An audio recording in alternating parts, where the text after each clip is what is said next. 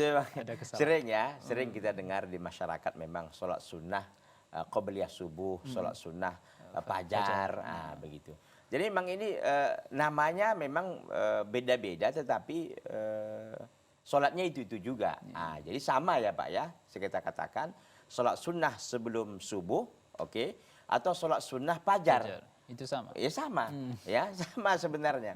Oh, Kalau iya. waktunya kapan? Ketika sudah masuk waktu subuh. Ya. Jadi waktunya itu bukan di luar sholat subuh, tidak. Kapan itu waktunya? Ketika sudah masuk waktu sholat subuh, di situ pula lah masuk sholat sunnah 2 rakaat sebelum fajar atau 2 rakaat sebelum subuh tadi. Ini dikerjakan keutamaannya sebagaimana dikatakan oleh Nabi SAW yang dicatat oleh Imam Muslim rahimahullah rahmatan wasi'atan, raka'atul fajri khairun minad dunya wa ma fiha. 2 rakaat fajar itu saja sudah lebih baik daripada dunia dan seisinya. Subhanallah. Apalagi yang sholat sunnah, apalagi yang sholat subuh. Ini sholat sunnah sana ganjarannya lebih baik daripada dunia dan seisinya. Masalahnya kita ini memang payah untuk menghadirkan itu, sehingga kita jangankan kita mendapatkan sholat sunnah fajar, sholat sunnah sebelum subuh ini atau sholat sunnah fajar ini, subuhnya kadang-kadang terlambat. Ini memang bermasalah. Baik.